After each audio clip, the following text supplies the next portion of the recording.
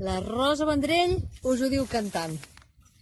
Sigui quin sigui el producte, la masia és un tresor, és targeta de visita i no en trobarem de millor.